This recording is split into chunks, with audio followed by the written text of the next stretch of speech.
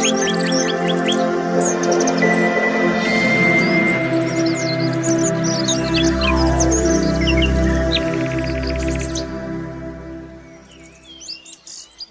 Friends, ನಾನು ಶ್ವೇತಾ ರಾಜೇಂದ್ರನ್ ಮಾತಾಡ್ತಾ ಇರೋದು. ಲಕ್ಷ್ಮಿತಾ ರಾಯರ್ ಮಗಳು ಕನ್ನಡ ಯೂಟ್ಯೂಬ್ ಚಾನಲ್ಗೆ ತಮ್ಮೆಲ್ಲರಿಗೂ ಆತ್ಮೀಯವಾದ ಸ್ವಾಗತ. ಸ್ನೇಹಿತರೆ, ನಾನಿವತ್ತು ಯಾವೊಂದು ವಿಷಯದ ಬಗ್ಗೆ ಮಾಹಿತಿ ಕೊಡ್ತಾ ಇದ್ದೀನಿ ಅಂತಂದರೆ, ನೋಡಿ, ಇದೊಂದು ಪುಟ್ಟದು ನಿಮಗೆ ಅನುಕೂಲ ಆಗಲಿ ಅನ್ನೋ ಉದ್ದೇಶದಿಂದ ನಾನು ಈ ಫೋಟೋಸ್ನ ನಾನು ವಿಡಿಯೋದಲ್ಲಿ ಹಾಕಿದ್ದೀನಿ. ಯಾಕೆ ಫೋಟೋಸ್ನ ನಾನು ವಿಡಿಯೋದಲ್ಲಿ ಹಾಕಿದ್ದೀನಿ ಅಂತಂದರೆ, ಕೆಲವೊಬ್ಬರಿಗೆ ಕೆಲವೊಂದು ಕಾರಣಗಳಿಗೆ ಉತ್ತರಗಳನ್ನ ಹುಡುಕ್ತಾ ಇರ್ತೀರ, ಗೊಂದಲದಲ್ಲಿರ್ತೀರ, ತುಂಬ ಸಂಕಟದಲ್ಲಿರ್ತೀರ. ಯಾಕಂದರೆ ಯಾವ ಕೆಲಸ ಮಾಡಬೇಕು ಅಂತ ಅದನ್ನು ಯೋಚನೆ ಮಾಡೋದ್ರಲ್ಲೇ ದಿನಪೂರ್ತಿ ಕಾಲ ಕಳೀತಾ ಇರ್ತೀರ.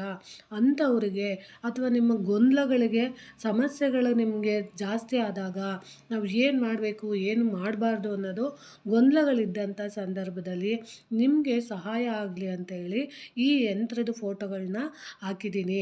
ಅದು ನಿಮಗೆ ಯಾವ ರೀತಿ ಸಹಾಯ ಮಾಡುತ್ತೆ ಅಂತಂದರೆ, ಈಗ ನೀವು ಯಾವುದೋ ಒಂದು ಕೆಲಸಕ್ಕೆ ಅಂತ ಹೇಳಿ ಹೋಗಬೇಕಾಗಿರುತ್ತೆ. ಇವಾಗ ಹೊರದೇಶಕ್ಕೆ ಹೋಗಬೇಕಾಗಿರುತ್ತೆ, ಅಥವಾ ಇಲ್ಲ ಯಾವುದೋ ಒಂದು ಕೆಲಸಕ್ಕೆ ಇಂಟರ್ವ್ಯೂಗೆ ಹೋಗಬೇಕಾಗಿರುತ್ತೆ, ಅಥವಾ ನೀವು ಆ ಕೆಲಸಕ್ಕೆ ನೀವು ಬಂಡವಾಳ ಹಾಕಬೇಕಾಗಿರುತ್ತೆ. ಆ ಬಂಡವಾಳ ಹಾಕಿದಾಗ ಅದರಿಂದ ನಮಗೆ ಲಾಭ ಆಗುತ್ತಾ ಆಗಲ್ವಾ ಅಂತ ನೀವು ಈ ಯಂತ್ರದ ಮುಖಾಂತರನೇ ನೀವು ತಿಳ್ಕೊಬೋದು. ಅದು ಯಾವ ರೀತಿ ತಿಳ್ಕೊಬೋದು ಅಂತ ಅಂದರೆ, ನೋಡಿ, ನಾನು ಇಲ್ಲಿ ಈ ಯಂತ್ರ ಹಾಕಿದ್ದೀನಲ್ಲ, ನೀವು ನೋಡ್ತಾ ಇದ್ದೀರಲ್ಲ, ಆ ಯಂತ್ರ 1ರಿಂದ ಹಿಡಿದು 100ರವರೆಗೆ ಇರೋವಂಥ ಸಂಖ್ಯೆಗಳಲ್ಲಿ ಬರೆದಿರೋವಂಥ ಯಂತ್ರ ಇದಾಗಿರುತ್ತೆ. ಅದನ್ನು ನೀವು ಏನು ಮಾಡಬೇಕು ಅಂದರೆ, ಒಂದು ವೈಟು ಹಾಳೆಯಲ್ಲಿ ಅದನ್ನು ನೀವು ಬರೆದು ಇಟ್ಕೊಬೇಕಾಗುತ್ತೆ.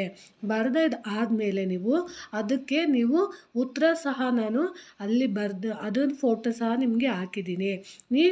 ನೀವು ಯಾವುದೇ ಒಂದು ಪ್ರಶ್ನೆನ ಕೇಳೋದಕ್ಕಿಂತ ಮುಂಚೆ ಅವತ್ತಿನ ದಿನ ಬೆಳಗ್ಗೆನೇ ಎದ್ದು ಸ್ನಾನ ಮಾಡಿ ದೇವ್ರ ಮುಂದೆ, ಅಂದರೆ ನಿಮ್ಮ ಕುಲದೇವರ ಮುಂದೆ 2 ತುಪ್ಪದ ದೀಪನ ಅಂಟಿಸಿ ದೇವರಿಗೆ ಅಲಂಕಾರ ಮಾಡಿ ಸ್ವಲ್ಪ ನೈವೇದ್ಯನ ನೀವು ಇಟ್ಟು, ಅವತ್ತಿನ ದಿನ ನಿಮಗೆ ಯಾವೊಂದು ವಿಷಯಕ್ಕೆ ನಿಮಗೆ ತುಂಬ ಯೋಚನೆ ಮಾಡಿ ಸಾಕಾಗಿದೆ, ಮತ್ತು ನಮ್ಗೆ ಏನು ಮಾಡಿದ್ರೂ ನಮ್ಮ ಪ್ರಶ್ನೆಗೆ ಉತ್ತರ ಸಿಗ್ತಾ ಇಲ್ಲ ಅಂತ ಅನ್ನೋರಿಗೆ, ನಮಗೆ ಈ ರೀತಿ ಸಮಸ್ಯೆಗಳಿದೆ, ನಮಗೆ ಮದುವೆ ಸಮಸ್ಯೆ ಇರ್ಬೋದು, ಕೆಲಸದ ಸಮಸ್ಯೆ ಇರ್ಬೋದು, ಆರೋಗ್ಯ ಸಮಸ್ಯೆ ಇರ್ಬೋದು, ಜಮೀನಿನ ಸಮಸ್ಯೆ ಇರ್ಬೋದು, ಗಾಡಿ ತಗೊಬಾರ್ದಾ ಅನ್ನೋದಿರ್ಬೋದು, ಕೋರ್ಟ್ ಕಚೇರಿ ಕೆಲಸಗಳಿಗೆ ಇವತ್ತು ಹೋಗ್ಬೇಕಾ ಹೋಗಬಾರ್ದಾ ಅನ್ನೋದಿರ್ಬೋದು, ಅಥವಾ ವ್ಯಾಪಾರ ಇವತ್ತು ಚೆನ್ನಾಗಿ ಆಗುತ್ತಾ ಆಗಲ್ವಾ ಅನ್ನೋದು ಇರ್ಬೋದು, ಅಥವಾ ಯಾವುದೇ ಒಂದು ಭೂಮಿ ವಿಷಯಕ್ಕೆ ಅಥವಾ ಯಾವುದೋ ಒಂದು ಪ್ರಾಪರ್ಟಿ ವಿಷಯಕ್ಕೆ ಬಂಡವಾಳ ಹಾಕ್ಲಾ ಬೇಡವಾ ಅಂತ ಅನ್ನೋದಿರ್ಬೋದು, ಅಥವಾ ನಾನು ಎಕ್ಸಾಮಲ್ಲಿ ಇವತ್ತು ಚೆನ್ನಾಗಿ ಓದಿದ್ದೀನಿ, ನಾನು ಇವತ್ತು ಚೆನ್ನಾಗಿ ಇನ್ನೂ ಚೆನ್ನಾಗಿ ಬರೀತೀನಾ ಇಲ್ವಾ ಅನ್ನೋದ್ರ ಬಗ್ಗೆನೂ ನೀವು ತಿಳ್ಕೊಬೋದು. ಅಕಸ್ಮಾತು ನೋಡಿ, ಇದನ್ನು ನೀವು ತಿಳ್ಕೊಬೇಕು ಅಂತೇಳಿ ಇದನ್ನು ಒಳ್ಳೆ ಉದ್ದೇಶಕ್ಕೆ ಉಪಯೋಗಿಸ್ಕೊಳ್ಳಿ. ಅಕಸ್ಮಾತು ನೀವು ಮಕ್ಕಳುಗಳು ಇದನ್ನೆಲ್ಲ ಓದೋದ್ರಿಂದ ಏನು ಮಾಡಿಬಿಡ್ತಾರೆ ಅಂತಂದರೆ, ನಾನಿವತ್ತು ಈ ಸಂಖ್ಯೆಗಳಲ್ಲಿ ನಮಗೆ ಬರೆದಿದೆ, ನಾವು ಈ ಸಂಖ್ಯೆಗಳಲ್ಲಿ ಬರೆದಿದ್ದ ತಕ್ಷಣ ನಾವು ಏನಾದರೂ ಒಳ್ಳೆಯದು ಬಂದ್ಬಿಟ್ಟಿದೆ ಅಂತಂದರೆ ನಾನು ಓದಲಿಲ್ಲ ಅಂದ್ರೂ ನಾನು ಪಾಸ್ ಆಗಿಬಿಡ್ತೀನಿ ಅನ್ನೋ ಭ್ರಮೆಗಳಲ್ಲಿ ಬದುಕಕ್ಕೆ ಹೋಗ್ಬೇಡಿ. ಯಾವುದೇ ಆಗಲಿ ಒಂದು ನಾವು ವೈಜ್ಞಾನಿಕವಾಗಲೂ ಯೋಚನೆ ಮಾಡಬೇಕು, ಮತ್ತು ನಮಗೆ ಅದು ಅರ್ಥಪೂರ್ಣವಾಗಿ ಯೋಚನೆ ಮಾಡಿದಾಗ ಮಾತ್ರ ಅದರಿಂದ ನಮಗೆ ಪ್ರತಿಫಲ ಸಿಗೋದಕ್ಕೆ ಸಾಧ್ಯ. ಅಂದರೆ ಕೆಲವೊಂದು ಸಮಸ್ಯೆಗಳು ಕತ್ತಿನ ತನಕ ಬಂದ್ಬಿಟ್ಟು ನಾನು ಸಾಯೋದು ಒಂದೇ ದಾರಿ ಅಂತ ಹೇಳಿ ಕೆಲವೊಬ್ಬರು ಸಮಸ್ಯೆಗಳು ಸುಡಿಲಿ ಸಿಗಾಕೊಂಡ್ಬಿಟ್ಟಿರ್ತೀರ.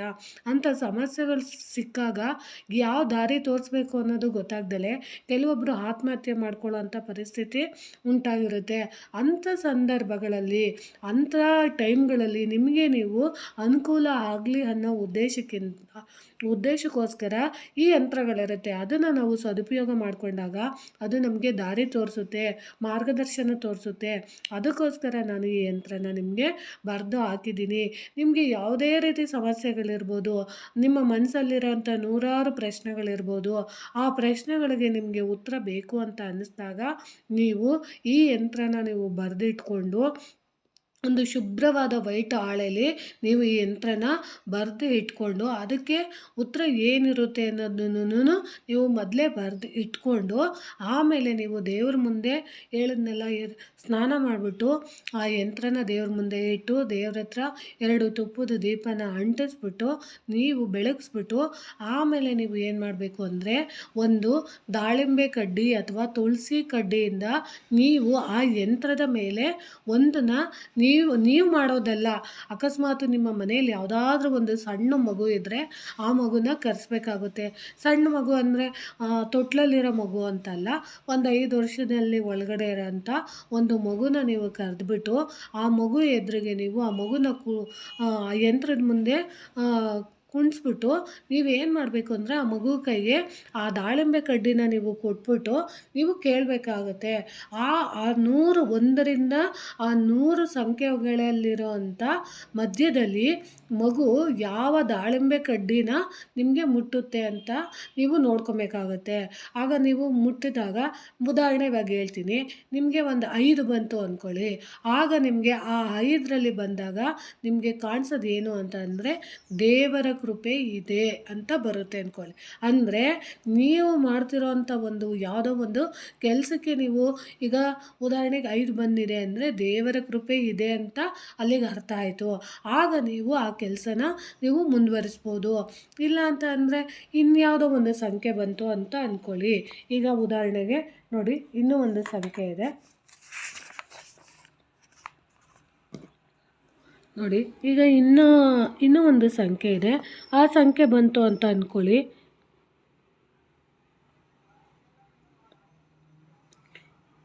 ಇವಾಗ ಒಂದು 11 ಅಂತ ಬಂತು ಅಂದ್ಕೊಳ್ಳಿ. ಆವಾಗ ನೀವು ಏನು ಮಾಡಬೇಕು ಅಂದರೆ ಎಚ್ಚರಿಕೆಯಿಂದ ಕೆಲಸ ಮಾಡಿ ಅಂತ ಬಂದಿದೆ.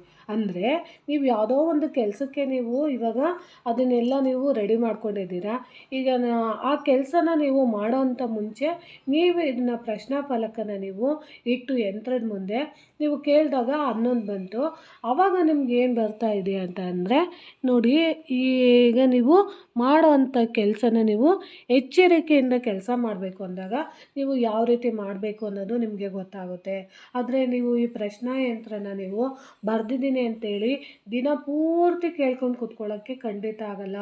ಒಂದು ದಿನಕ್ಕೆ ಒಂದೇ ಪ್ರಶ್ನೆ, ನೀವು ಒಂದು ಕೆಲಸ ಆಗಿದ ನಂತರ ಮತ್ತೆ ನೀವು ಕೇಳಬೇಕಾಗುತ್ತೆ. ನೀವು ಪದೇ ಪದೇ ಪದೇ ಪದೇ ನನಗೆಲ್ಲ ಕೆಲಸನೂ ಆಗುತ್ತೆ, ನನಗೇನೋ ಆಗುತ್ತೆ ಅಂತ ಪ್ರತಿದಿನ ಯಂತ್ರದ ಮುಂದೆ ಕೂತ್ಕೊಂಡು ನೀವು ಕಷ್ಟಪಡ್ದಲೇನೆ ನಮಗೆಲ್ಲ ಬೇಕು, ಎಲ್ಲ ಸಿಗುತ್ತೆ ಅಂತ ಅಂದ್ಕೊಳ್ಳೋದು ಖಂಡಿತವಾಗ್ಲೂ ತಪ್ಪಾಗುತ್ತೆ. ಯಾಕೆ ಇದನ್ನು ಹೇಳ್ತಾ ಇದ್ದೀನಿ ಅಂತಂದರೆ, ಕೆಲವೊಬ್ಬರು ತುಂಬ ಕಷ್ಟದಲ್ಲಿರ್ತಾರೆ, ತುಂಬ ಗೊಂದಲದಲ್ಲಿರ್ತಾರೆ.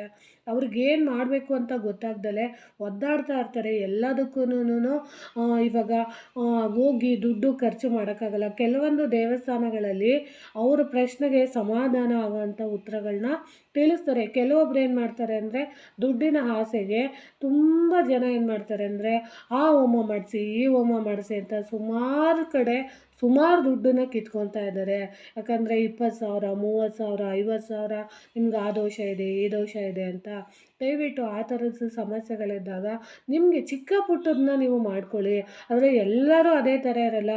ಕೆಲವೊಂದು ಪುರೋಹಿತರುಗಳು ನಿಮ್ಗೆ ಗೊತ್ತಿಲ್ಲ, ನಾನು ಹೋಗಿರೋಂಥ ಪುರೋಹಿತರುಗಳು ಎಷ್ಟೊಂದು ದೇವಸ್ಥಾನಗಳಲ್ಲಿ ₹1 ದುಡ್ಡು ತಗೊಳ್ಳಲ್ಲ. ಅವ್ರು ಎಷ್ಟು ಪ್ರೀತಿಯಿಂದ ಮಾತಾಡಿಸಿ ಪ್ರೀತಿಯಿಂದ ಅವ್ರ ಸಮಸ್ಯೆಗಳನ್ನ ಕಾಳಜಿಯಿಂದ ಕೇಳಿ ಯಾವ ರೀತಿ ಅದಕ್ಕೆ ಪರಿಹಾರ ಮಾಡ್ಕೊಬೇಕು, ಯಾವ ಪೂಜೆ ಮಾಡಿದ್ರೆ ಅನುಕೂಲ ಅದನ್ನು ತಿಳಿಸ್ಕೊಡೋಂಥ ಪುರೋಹಿತರು ತುಂಬ ಜನ ಇರ್ತಾರೆ. ಅಂಥ ಪುರೋಹಿತರಿಗೆ ನಾವು ಗೌರವ ಕೊಡಬೇಕು. ಆ ರೀತಿ ಇದ್ದಾಗ ಓಕೆ. ಅಕಸ್ಮಾತ್ ಕೆಲವೊಬ್ಬರು ಈ ರೀತಿ ದುಡ್ಡುಗಳನ್ನ ಕೇಳ್ತಾ ಇರ್ತಾರೆ.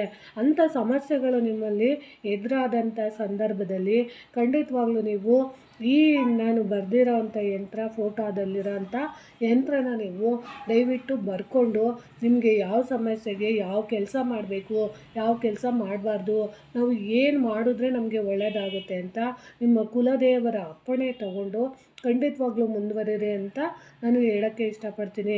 ಯಾಕಂದರೆ ನೋಡಿ, ಇದನ್ನ ನಮಗೆ ವಿಡಿಯೋದಲ್ಲಿ ನಾನು ಪೂರ್ತಿ ಎಲ್ಲ ತೋರಿಸ್ಬೋದು, ಆದರೂ ನಿಮಗೆ ಇದು ಗೊಂದಲ ಆಗುತ್ತೆ. ಯಾಕಂದರೆ ಏನಿದೆ ಯಾವ ರೀತಿ ಬರ್ಕೊಬೇಕು ಏನು ನಿಮಗೆ ಗೊತ್ತಾಗೋದಿಲ್ಲ. ಅದಕ್ಕೋಸ್ಕರ ನಾನು ಅಷ್ಟು ಫೋಟೋನೂ ನಿಮಗೆ ವಿಡಿಯೋದಲ್ಲಿ ಹಾಕಿದ್ದೀನಿ. ಅದನ್ನು ಬರ್ಕೊಳ್ಳಿ. ನಿಮಗೆ ಯಾವ ಸಮಸ್ಯೆಗೆ ಏನು ಉತ್ತರ ಅಂತ ನೀವೇ ಕಂಡಿಡ್ಕೊಳ್ಳಿ ಅಂತ ನಾನು ತಿಳಿಸೋಕ್ಕೆ ಇಷ್ಟಪಡ್ತೀನಿ. ಯಾವುದೇ ರೀತಿ ಸಮಸ್ಯೆಗಳಿರ್ಬೋದು ನಿಮ್ಮದು, ಇದೇ ರೀತಿ ಅಂತಲ್ಲ, ನಮ್ಮ ಹತ್ರ ಹೇಳ್ಕೊಳಕ್ಕಾಗ್ದಿರೋಂಥ ಸಮಸ್ಯೆಗಳು ಬೇಕಾದಷ್ಟು ಇರುತ್ತೆ. ಅಂಥ ಸಮಸ್ಯೆಗಳಿದ್ದಾಗ, ಅಂಥ ಗೊಂದಲಗಳಿದ್ದಾಗ, ಅಥವಾ ಮೂರನೇ ವ್ಯಕ್ತಿ ಹತ್ರ ಹೇಳ್ಕೊಂಡ್ರೆ ಮುಜುಗರ ಆಗೋವಂಥ ಸಂದರ್ಭಗಳಿದ್ದಂಥ ಸಂದರ್ಭದಲ್ಲಿ ಇದನ್ನು ನೀವು ಉಪಯೋಗಿಸ್ಕೊಳ್ಳಿ ದೇವ್ರ ಮುಂದೆ ಬರೆದು. ಆಮೇಲೆ ನೀವು ಯಾವುದೇ ಕಾರಣಕ್ಕೂ ಯಾವುದ್ಯಾವುದೋ ತಿಕ್ಲು ಆಟಗಳಿಗೆ ಏನೇನೋ ನಮ್ಮ ಹುಚ್ಚುಚ್ಚು ಪ್ರಶ್ನೆಗಳಿರುತ್ತೆ ಕೆಲವೊಬ್ಬರಿಗೆ. ಆ ಹುಚ್ಚುಚ್ಚು ಆಟಗಳಿಗೆಲ್ಲ ನೀವು ಯಂತ್ರನ ನೀವು ಬರೆದಿಟ್ಕೊಂಡು ಹುಚ್ಚುಚ್ಚು ಆಟ ಆಡಿ ನೀವು ಯಂತ್ರನ ಉಪಯೋಗಿಸ್ಕೊಂಡಿದ್ದೆ ಆದರೆ ಅದು ನಿಮಗೆ ಮತ್ತೆ ಕೆಟ್ಟೋದಕ್ಕೆ ಪರಿಣಾಮ ಆಗುತ್ತೆ. ನೀವು ಯಾವ ಉದ್ದೇಶಕ್ಕೆ ನೀವು ಅದನ್ನು ಬೇರೆ ರೀತಿ ಕೆಟ್ಟ ರೀತಿ ಬಳಸ್ಕೊಂಡಿರ್ತೀರೋ ಅದು ನಿಮಗೇ ಹಿಂದಿರುಗಿ ಅಂತ ಸಂದರ್ಭ ಆಗುತ್ತೆ. ಅದಕ್ಕೋಸ್ಕರ ಅದನ್ನು ಒಳ್ಳೆಯ ರೀತಿಯಲ್ಲಿ ಉಪಯೋಗಿಸ್ಕೊಳ್ಳಿ ಅಂತ ನಾನು ಹೇಳೋಕ್ಕೆ ಇಷ್ಟಪಡ್ತೀನಿ. ಈ ಮಾಹಿತಿ ನಿಮಗೆ ಇಷ್ಟ ಆಗಿದ್ದರೆ ದಯವಿಟ್ಟು ನನ್ನ ಚಾನಲ್ನ ಸಬ್ಸ್ಕ್ರೈಬ್ ಮಾಡ್ಕೊಂಡು ನೋಡಿ, ಹೆಚ್ಚೆಚ್ಚು ವೀಡಿಯೋನ ಶೇರ್ ಮಾಡಿ. ಮತ್ತು ಹೊಸದಾಗಿ ಯಾರಾದರೂ ನೋಡ್ತಾ ಇದ್ದರೆ ದಯವಿಟ್ಟು ನನ್ನ ಚಾನಲ್ನ ಸಬ್ಸ್ಕ್ರೈಬ್ ಮಾಡ್ಕೊಂಡು ನೋಡಿ ಅಂತ ನಾನು ತಿಳಿಸೋಕ್ಕೆ ಇಷ್ಟಪಡ್ತೀನಿ. ಧನ್ಯವಾದಗಳು ಸ್ನೇಹಿತರೆ.